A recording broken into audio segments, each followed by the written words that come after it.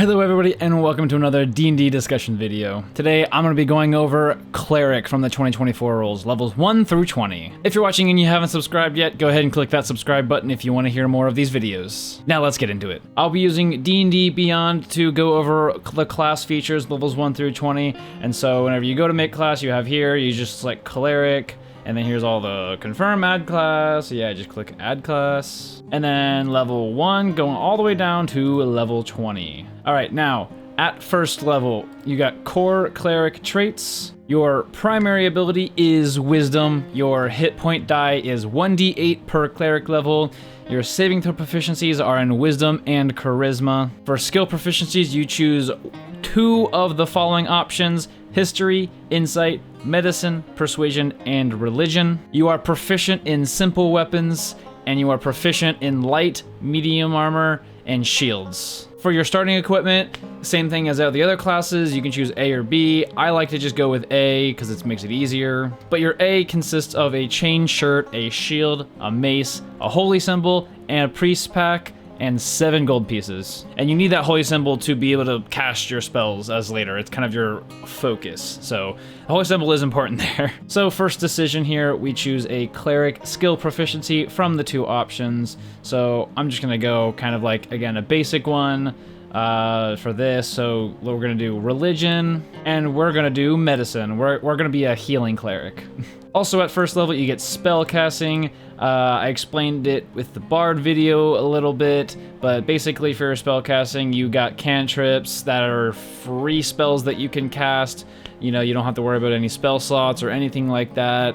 So you get 3 cantrips of your choice from the cleric spell list, and whenever you gain a level, you can replace one of those cantrips, and so you're not locked into those cantrips, so that's a good thing. So don't worry about that. And then when you reach cleric levels 4 and 10, you learn another cantrip of your choice, and they have a cantrips column in the cleric features table, and the cleric features table is shown at the beginning of the class. You can find them online, and basically it details all of your spell information, all of your features, all your proficiency bonuses, all that kind of stuff, and so there is a cantrips column that will detail that out for you. And for spell slots, again, same thing for the cantrips. The features table will show you how many spell slots for each level you have, and you regain all expended spell slots after a long rest. And for spell slots, remember, it's just a resource. You can't cast a spell if you have no spell slots. So whenever you cast a spell, you fill in that you use one of your spell slots, and if you have 4 level 1 spell slots, you can cast 4 level 1 spells per long rest. For your prepared spells for cleric at level 1, you have 4 level 1 spells that you choose from, and again, it'll detail how many spells you get with that cleric features table, so just check there for how many spells you can learn. And something different from cleric that is from Bard, the cleric, after a long rest, you can completely change your spell list that you have able to cast. So instead of like locking in those spells and being able to change them when you level up, you can just change them whenever you finish a long rest. If one's not working for you, then you just do a long rest and you switch that spell out with something else. Additionally, you got to remember that whenever you take a spell though, you have to choose a spell, a level spell for which you have spell slots for, because you can't cast a level 9 spell with a level 4 spell slot. You know, you just can't do that. So if you only have level 4 spell slots, you gotta choose level 4 spells and below. Unfortunately, that's how that works, and so that way you don't have level 9 spells when you're level 1. And your spellcasting ability is wisdom for your cleric spells, and like I said earlier, you can use a holy symbol as a spellcasting focus for your cleric spells. So that holy symbol is important in your spellcasting. Last thing, at first level, you have divine order. So you have dedicated yourself to one of the following sacred roles of your choice. So it's protector and thaumaturge, and so I'm going with the stereotypical cleric. I've already talked about how I want to do healing, so I'm going to do protector. Thaumaturge is more with like the spells and all that stuff, you know, but I want to be like a protector, a healer, all that kind of stuff. So I'm going to go with protector, divine order. So train for battle, you gain proficiency with martial weapons and training with heavy armor. If you do choose thaumaturge, however, it does say you know 1 extra cantrip, and you get a bonus to your intelligence, Arcana or Religion checks, and the bonus equals your Wisdom modifier. So that's what's really nice about Thaumaturge, but for this, I'm going to choose Protector. At second level, you get Channel Divinity, which is a really cool thing. You get basically an extra feature from your god that basically allows you to do some different things. You use it to fuel your magical effects. So right now you start off with 2 of these effects, Divine Spark and Turn Undead, and you get more Channel Divinity options when you level up. You can only use the Channel Divinity twice, and you regain 1 of the expended uses when you do a short rest and all expended uses when you do a long rest. But you do get more uses of Channel Divinity as you level up. Again, that'll be in the Cleric feature stable as well, so you don't have to worry about only having 2. You do get more charges of that. So Divine Spark is cool because basically you can choose to roll a d8 and add your Wisdom modifier to it, and you either heal a creature or you damage that creature with either radiant or necrotic damage. So that's what's kind of cool. You can choose heal or damage with that one, so it's very versatile. And you do roll an additional d8 when you reach Cleric levels 7, 13, and 18. And it's 2d8, 3d8, and 4d8 respectively. And then you have Turn Undead, which basically allows you to make every single undead within 30 feet of you make a Wisdom saving throw, and if they fail, they're frightened and incapacitated for a minute, and they have to move away from you, and that's the only action they can do. If they take damage, it ends early. If you get incapacitated, it ends early, or if you die, it ends early. So that's what's nice if you are just in a bunch of undead creatures, if you're surrounded, if all that kind of stuff, you just do Turn Undead. If they fail, they literally have to just run from you. Moving on to third level, you get your Cleric subclass, and the only one that I get for not actually owning the book is Life Domain, which that works out perfectly because that is what I want to do with this Cleric. So for here, you have Life Domain, Soothe the Hurts of the World. The Life Domain focuses on the positive energy that helps sustain all life in the multiverse. Clerics who tap into this domain are masters of healing, using that life force to cure many hurts. Existence itself relies on the positive energy associated with this domain, so a cleric of almost any religious tradition might choose it. This domain is particularly associated with agricultural deities, gods of healing or endurance, and gods of home and community. Religious orders of healing also seek the magic of this domain. So yeah, heal. Also at third level, you get some more of your subclass features. So I get, for being Life Domain, I get Disciple of Life, Life Domain spells, and Preserve Life. So looking at Disciple of Life, when a spell you cast with a spell slot restores hit points to a creature, that creature regains additional hit points on the turn you cast the spell, and those equal 2 plus the spell slot's level. So this is really cool. It makes all your healing spells just basically more potent and more effective. So say you do Cure Wounds, and that's, you cast Cure Wounds as a level 1 spell. That's 1d8, and so you not only do you get the 1d8, but you also get additional hit points equal to 2 plus the spell slot's level. So you get 3 extra hit points from that Cure Wounds. Moving on to Life Domain spells, you get these specific spells, and these are Cleric level 2. So at level 3, you get Aid, Bless, Cure Wounds, and Lesser Restoration. So you get all of those automatically prepared. You don't have to prepare them. They're just accessible to you. And so you can put all of your other spells that you can prepare into other things. So you get just additional spells that you don't even have to worry about. You just are able to cast them. And at level 5, you get Mass Healing Word, Revivify. Level 7, you get Aura of Life and Death Ward. And at level 9, you get Greater Restoration and Mass Cure Wounds. On to Preserve Life. As a magic action, you present your holy symbol and expend a use of your Channel Divinity. So here you get a Channel Divinity, an extra Channel Divinity, to evoke healing energy that can restore a number of hit points equal to 5 times your Cleric level. Choose bloodied creatures within 30 feet of yourself, which can include you, and divide those hit points among them. This feature can restore a creature to no more than half its hit point maximum. Now, for those of you who don't know, bloodied means that they have below half health. So that's why it's saying, oh, this feature can only restore a creature to no more than half its hit point maximum. Because if they're already non-bloodied, they have half their hit points already, and you can't heal them at all.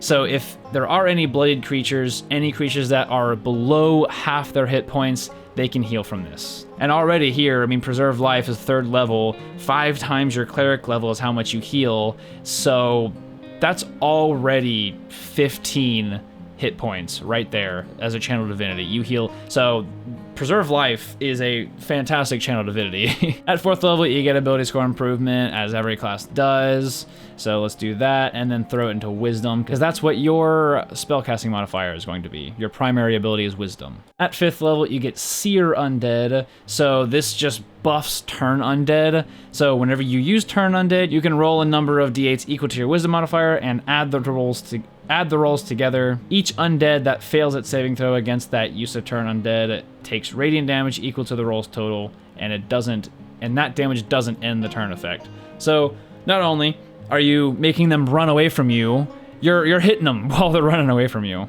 So it makes it a little easier in case you do want to continue the fight and not just get rid of them. So they take damage while they're running away from you. At 6th level, you get Blessed Healer. So the healing spells you cast on others heal you as well. Immediately after you cast a spell with a spell slot that restores hit points to 1 or more creatures other than yourself, you regain hit points equal to 2 plus the spell slot's level. This is also a life domain feature, and it's literally Disciple of Life, where you heal somebody additionally 2 plus the spell slot's level, but you also heal yourself 2 plus the spell slot's level. So same example as before, if you heal somebody with Cure Wounds at level 1, you heal them an additional 3 HP, well, you also heal yourself 3 HP. So it can help keep you alive so that you can heal everybody else. At 7th level, you get Blessed Strikes. Divine Power infuses you in battle. You gain one of the following options of your choice. So there are 2 of these here, you have to choose one of them. Divine Strike, once on each of your turns when you hit a creature with an attack roll using a weapon, you can cause the target to take an additional 1d8 necrotic or radiant damage. Or you get Potent Spellcasting, which is add your Wisdom modifier to the damage you deal with any Cleric cantrip. So do you want to be magical or martial, pretty much, is what these ones are. So you can't get both, unfortunately, so it's just one or the other one. I am going to take the route of, I'm actually going to do Divine Strike because I took Protector, and Protector makes it to where I'm proficient in heavy armor. Yeah, it gains proficiency with martial weapons and heavy armor, so I'm already choosing like a tank route, so I'm gonna do Divine Strike. I'm gonna be up in there, and dealing extra damage. Another ability score improvement at 8th level, so go ahead and do that. Sure, let's do Wisdom. At 10th level, you get Divine Intervention. You can call on your deity or pantheon to intervene on your behalf. As a magic action, choose any Cleric spell of level 5 or lower that doesn't require a reaction to cast. As part of the same action, you cast that spell without expending a spell slot or needing material components. You can't use this feature again until you finish a long rest. So you could choose any Cleric spell, level 5 or lower, not as a reaction. It has to be, on your turn, and you can just cast that spell without expending a spell slot. So you get a free spell. Pretty much, you get a free spell. And since it's level 5 or lower, you might as well do level 5. At that point, you might as well do level 5, because there's no reason not to. Unless there's a specific level 1 spell, level 2 spell, whatever, that you can't really upcast, then yeah, it's fine. But you might as well choose one of those level 5 spells. If you made it this far into the video and aren't subscribed, go ahead and hit the subscribe button for more D&D, RPG, and regular gaming videos. I generally post and stream twice a week, solo and with friends, and I would love for you to be part of that community. Now let's get back to the video. At 12th level, you get ability score improvement again, same as everything else, every other class, let's just throw it into Wisdom, because that's our best skill. And then at 14th level, you get improved Blessed Strikes, and the option you chose for Blessed Strikes grows more powerful. So if we go back up to Blessed Strikes, it says here for Divine Strike, it's... Okay, now it doesn't say what it actually does, but I'm assuming it just increases the damage by a d8. I'm assuming that's what that is. It doesn't say, but I think that's what it is. Makes it stronger, more powerful, more damage. So anyway, moving on to 16th level, ability score improvement, same as every other class. So add it to Wisdom again. At 17th level, you get Supreme Healing. When you would normally roll 1 or more dice to restore hit points to a creature with a spell or a Channel Divinity, don't roll those dice for healing. Instead, use the highest number possible for each dice. For example, instead of restoring 2d6 its hit points to a creature with a spell, you restore 12. Now at 17th level, this is a subclass feature, and so for Life Domain, this is what it gives you. You just heal maximum hit points every single time. And that's pretty good at 17th level, because if you cast a spell and you don't want to necessarily, you know, cast it at a higher level, like for instance Cure Wounds at level 1, because you still need those level 1 spell slots used up, because you can't just cast level 8 spells all the time, you know. If you cast a level 1 Cure Wounds, you don't want it to heal just 1 hit point, you know. That's kind of lame when you have like 90 HP, 150 HP, all up there. You don't want to just heal 1. So this allows you to heal 8 even at a level 1 spell. Moving on to 19th level, Epic Boon. Again, this is the same as every other class, so let's go ahead and choose an Epic Boon that would work best for Cleric. So for this one, there's not ones that like super match with it, especially my limited selection for not having owned the book. I chose Boon of Spell Recall, so, you know, increase your intelligence, wisdom, or charisma score by 1, so obviously I'm going to choose wisdom because that's my spellcasting ability modifier.